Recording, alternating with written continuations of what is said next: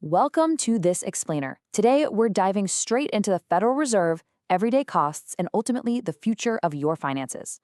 We are going to unpack the unseen macroeconomic forces that are literally impacting your wallet right this very second and break down exactly what the data says is about to happen next. So, let's start with a reality check. Have you noticed how lately, literally, everything just feels relentlessly expensive? Even if you're budgeting meticulously, doing everything right, it feels like the purchasing power of your paycheck is just shrinking. Well, it's not just in your head. Real wage growth has been fighting a massive uphill battle against incredibly sticky inflation. We are all feeling the squeeze, and it's coming from all sides. It's this compounding effect, you know? Grocery bills are completely outpacing historical averages. Rent just keeps climbing, and borrowing costs are locking everyday buyers right out of the housing market. Add in credit card debt piling up and the cascading effects of trade tariffs making goods pricier, and household balance sheets are taking hits from every conceivable direction. Now, at the absolute center of this storm is, of course, the Federal Reserve. We all know they act as the financial control center of the U.S. economy, but what's absolutely crucial to understand right now is just how heavy-handed their levers have had to be lately. Their upcoming policy shifts, they aren't just going to tweak the stock market. They are going to fundamentally reprice the cost of living for all of us. So, what exactly is driving their decisions? Well, their actions are bound by what's called their dual mandate, keeping inflation under control while simultaneously managing employment, basically preventing the economy from spiraling into total chaos. It's an incredibly delicate balancing act to keep the economy from running too hot or too cold, and they manage it almost entirely through one primary weapon, the federal funds rate.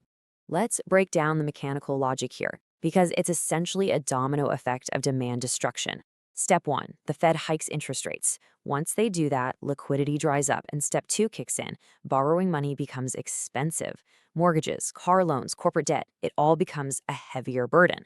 This forces step 3, where consumers pull back on spending and businesses freeze their hiring. And eventually, step 4, this engineered slowdown starves inflation of its fuel and prices ideally start to cool off. But here is where we are today. After battling generational highs in inflation, we're talking peaking at over 9%, with the steepest rate hiking cycle we've seen in 4 decades, the policy worked. Mostly. But the lagging effects are definitely here. Consumers are tapped out, and cracks in the labor market are really starting to show. So the narrative has completely shifted. It's no longer about how high rates will go, but exactly when those rates will finally come down. Which leaves the Fed at a precarious, massive fork in the road. Scenario 1, they initiate rate cuts. Or Scenario 2, they hold rates higher for longer. And listen, neither path is safe. This isn't just about tweaking numbers on a spreadsheet, it's about choosing which sector of the economy is going to take the pain. Let's look at Scenario 1. On paper, cutting rates sounds like instant relief, right?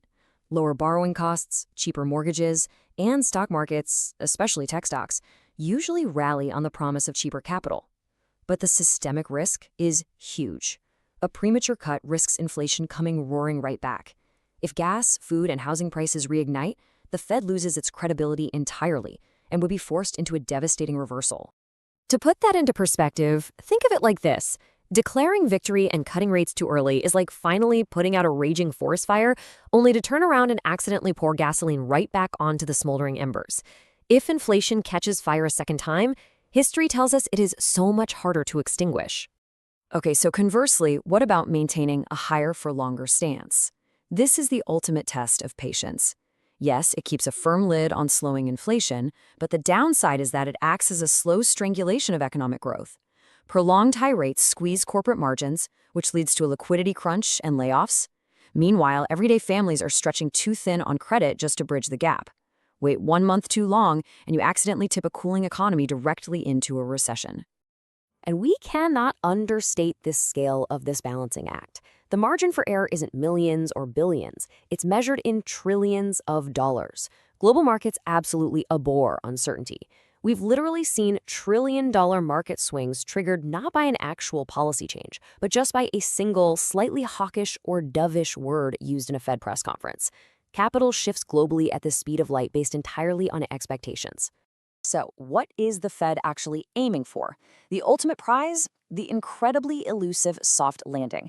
That means slowing the economy just enough to kill inflation without causing a recessionary spiral. It's essentially the economic holy grail and something central banks rarely pull off. Historically, tightening cycles almost always break something in the economy. Right now, they are walking a razor-thin tightrope, and there is no safety net. So, how does this high-level Wall Street standoff actually hit your street? Well, the impact is immediate. If rates stay elevated, the housing market remains frozen, and carrying that credit card debt becomes incredibly dangerous. If they cut prematurely and inflation rebounds, the value of your paycheck evaporates right there at the grocery store checkout. And if they tip the economy and miss the landing entirely, a widespread slowdown directly threatens job security across the board. All right, so here is your macro roadmap for the coming months. There are 3 key indicators you absolutely need to watch. First, if inflation keeps consistently cooling, the runway for rate cuts becomes clear. Second, if inflation throws a sticky upward surprise, rates are going to stay elevated. And third, crucially, if unemployment suddenly climbs fast, expect immense pressure on the Fed to step in with emergency action. Which brings us to the ultimate question. Looking at all the data we've just covered, what do you think the Federal Reserve should do next? Do they need to cut rates right now to save the labor market? Hold them high to permanently crush inflation? Or are we heading toward a recession no matter what they do? Drop your thesis in the comments below. If you found this explainer insightful, be sure to hit that like button and subscribe for more deep dives into the forces shaping our future. I'll catch you in the next explainer.